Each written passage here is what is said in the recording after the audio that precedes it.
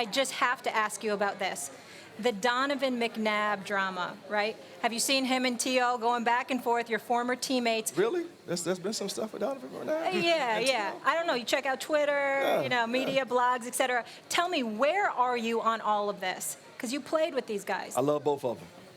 I wish both of them would sit down in the room and just have whatever conversation they need to have with one another. If it's some arguments, if it's some hands thrown, it'll be somebody had to break it up. But I would love for them to just handle this and get it over with, get it done with, and move on with their lives. Molly, I'm glad you brought that up. I spoke to Donovan McNabb the other day. Okay. And one of the things that the reason why he reached out to me and called me is because he wanted to make sure that the world was reminded that when he talked about and came out to support Brian Westbrook getting a new contract, he had spoken to T.O., and the objective was to keep the three together. Right. It wasn't him saying, Brian Westbrook, but we don't need T.O. T.O. was under contract. Brian Westbrook was looking for a contract. And in Donovan McNabb's eyes, what he's saying is he wants everybody to know my objective was to keep all three of us together so we could come back and go for it. And that's what he wanted to say. So my point is, who did he call with that information? That's right. So my point is that you get two grown men together and have a conversation. We're in our 40s now. Yeah. So at some point we can have a conversation. We can have some tough words with one another, and they can say whatever they need to say to one another so they can hash whatever they need to hash out with one another. Because that season was too successful, and for us to not be able to celebrate it the way we wanted to celebrate it. Obviously, we didn't win the championship, but there was a lot of success, a lot of great times had during that season. And to not be able to truly celebrate it, because at the end of it, we had all the turmoil that happened after that, to me, it's a shame. It's a shame. In the words of Rakim, and then shake hands like a man, because it's a family thing only the crew will understand. See that? That's what Brian Dawkins. Spit it. I was doing some research on this K9s for Warriors. This work is incredible. 20 a day is the suicide rate for veterans, these folks that are fighting for our country, putting their life on the line. And talk to us about what you're doing.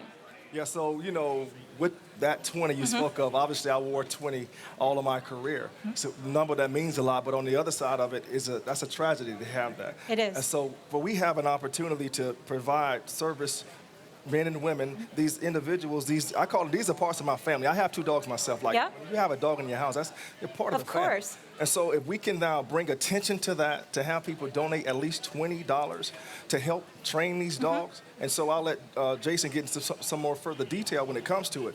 But I couldn't sit by idly and not use the platform that I have to something that means so much to me. One of my nephews got hurt over serving, and so he's dealing with some stuff. Give a shout out to Tristan Baker. So it means a lot to me, and so we can provide as much as we can provide for those who blessed us so much by their sacrifice. I want to do it.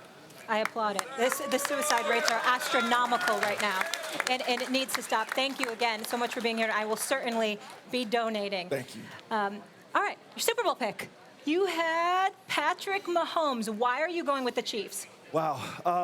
When you have a defense, when I go against an offense, one of the things you want to know is who can knock the top off of a defense. Yeah. So if you have one receiver, then you can, adjust accordingly. But when you have the potential to have 3 guys that can knock the top off of a defense, and you have a quarterback that can get the ball anywhere it needs to be on the football field, then to me that team has an opportunity to do some things for fourth quarters. Because a lot of times what happens is in the first half, the defensive line is very effective. But as the game kind of goes on, especially if the other team is having a little bit of success, then in the fourth quarter sometimes that pass rush is not quite the way it was in the first half. And I know I'm giving the 49ers some things to think about as I say this. But that's usually the case in these games. But to me, you also have a quarterback in Mahomes that's above, he's ahead of the curve right now.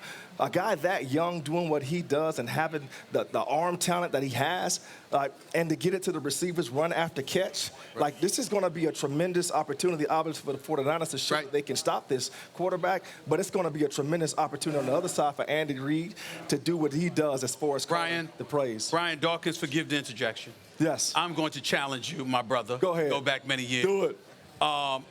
I was there in Philadelphia covering you when you were playing for the Philadelphia Eagles when y'all went to the Super Bowl.